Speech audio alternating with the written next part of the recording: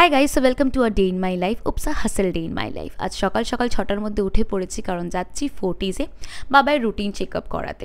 And you know what, আজকে আমার college ছুটি ছিল, তার মানে একটা দিনই সুযোগ ছিল আমার কাছে একটু বেলা করে ঘুম থেকে ওঠার। বাট সেটা আর হলো না, cause you have some responsibilities as a daughter and you need to stand by that. সকাল সকাল উঠে স্নান করে নিয়েছি, ব্রেকফাস্ট আমরা কেউই করে বেরোচ্ছি না। বাবাই জাস্ট এখানে একটু ফ্লাস্কে করে চা করে নিয়ে যাচ্ছে, কারণ দেব আর আঙ্কেল আসছে আমাদের পিক আপ করতে। আর বাবাই এখানে আঙ্কেল আর বাবাইয়ের চাটাই নিয়ে যাচ্ছে, কজ আমি আর দেব অতটা চা খাই না, অতটা কি আমরা চা খাই না। অ্যান্ড সকাল সকাল উঠেই বাবাই আগে খবর দেখতে বসে গেছে। দিন হোক বা রাত বা সকাল হোক বা দুপুর, বাবাইয়ের এই এবিপি আনন্দ চ্যানেলটা চলতেই থাকবে। সো যাই হোক, মোটামুটি 6:45 নাগাদ দেব আর আঙ্কেল চলে আসে, অ্যান্ড আমরা সবাই ওই ঢুলু ঢুলু চোখ নিয়ে বেরিয়ে পড়ি। অ্যান্ড 7:45 মধ্যে না বেরোলে 8টার মধ্যে ফোর্টিজে পৌঁছানো যেত না, কজ আমাদের অ্যাপয়েন্টমেন্ট ছিল 8টায়। অ্যান্ড তাই আমরা বেরিয়ে পড়ি।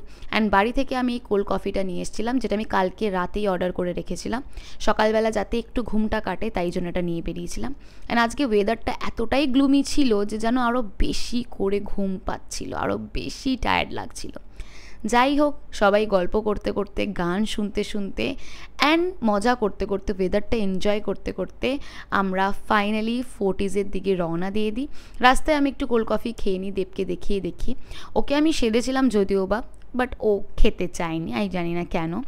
সো ফাইনালি ওই 8টা বাজার 5 মিনিট আগে আমরা ফোর্টিজ পৌঁছে যাই, একদম টাইমে। অ্যান্ড ফোর্টিজের ঠিক অপোজিটই আছে ফিশারি, যেখানে আমরা 2019-এ পিকনিক করতে এসেছিলাম। দেন আমরা চলে যাই ওয়েটিং রুমে, আমাদের ডক্টরের কেবিনের বাইরেই, যে কখন ডক্টর আসবে, যাতে রিসেপশনে পেমেন্ট করে রিসিপ্টটা নিয়ে নেওয়া যায়। অ্যান্ড 8টা কি 8:30 বেজে গেছে, না রিসেপশনিস্ট এসেছিলো না ডক্টর।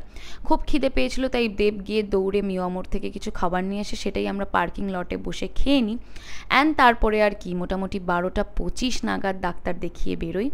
অ্যাপয়েন্টমেন্ট ছিল 8টায়, বাট ডক্টর আস্তে আস্তে লেট করে দেয়। মোটামুটি 11টা নাগাদ ডক্টর আসে, অ্যান্ড আমাদের নাম ছিল 5 নম্বরে, তাই একটু টাইম লেগে যায়।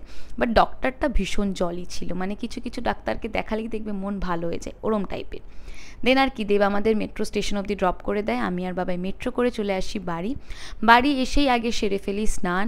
অ্যান্ড ভীষণ টায়ার্ড লাগছিলো এই মুহূর্তে, তো আমার মনে হচ্ছিল না যে আমি খেতেও বসি, আমার মনে হচ্ছিলো আমি ডিরেক্ট শুয়ে পড়ি। অ্যান্ড স্নান করে আমি আগে ঠাকুরের পায়ে একটা ফুল দিয়ে নিই, এটা আমার রোজকার রুটিন। মা বলেছে আমাকে রোজ ঠাকুরের পায়ে একটা করে ফুল দিতে, তো সেটা তো আর মানে কি বলবো, না মানলে চলে না। সো চলো এবার আগে খেয়ে নিই। অ্যান্ড মেনুতে ছিল আজকে ভাত, চিকেন আর সাথে ধনেপাতা বাটা। মা যেহেতু বাড়িতেই ছিল, তাই মা ভালো ভালো রান্না করে রেখেছে।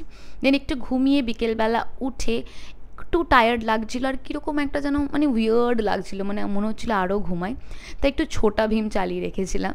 আমার এখনও কার্টুন দেখতে ভালো লাগে, যদিও বা আমার ফেভারিট হচ্ছে টম অ্যান্ড জেরি, বাট সেটা এখন আর অতটা দেখায় না, তাই আর দেখে ওঠা হয় না।